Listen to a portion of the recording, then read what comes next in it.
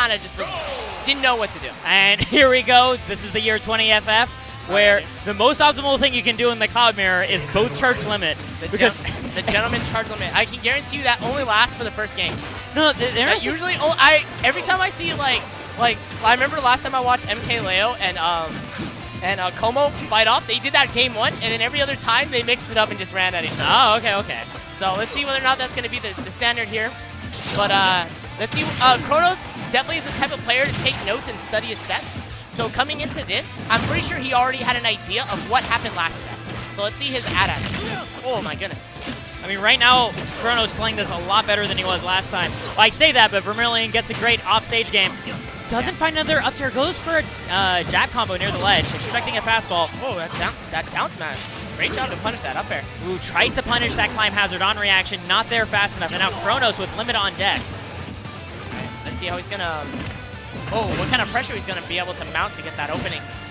Ooh, doesn't get that 2-frame on the dash attack. Ooh, that down smash again coming from Vermillion, such a strong option. And forcing that limit usage by Kronos. This is huge for Vermillion. He's next in line for his limit. 26. One volatile thing about this matchup is both characters cannot land against each other. Cloud doing a great job of juggling and having a horrible time at landing against Cloud.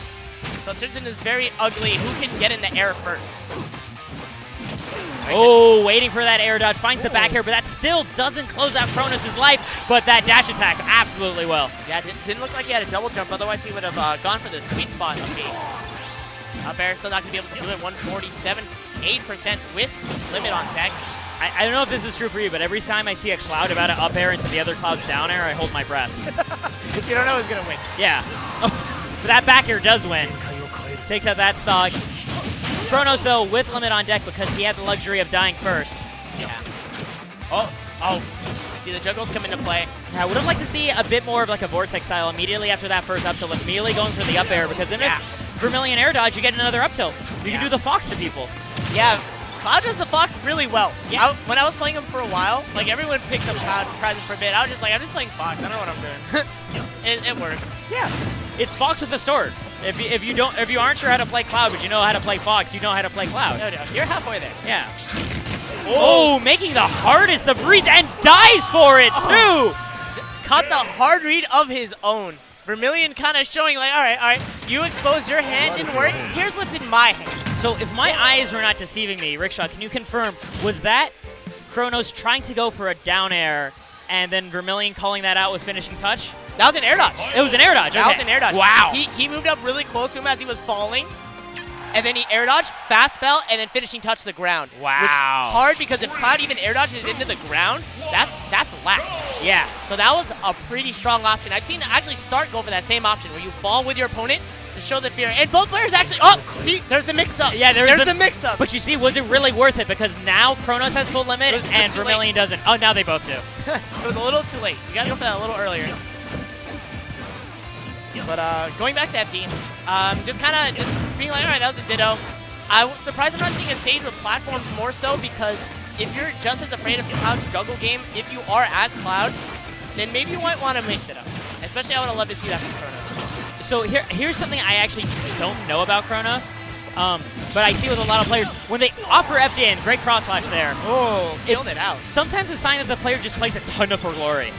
And they're just very used to playing on FD. I'm not even kidding. Like, I can understand. Don't take GP to FD, because the man does nothing but For Glory. He will destroy you on FD.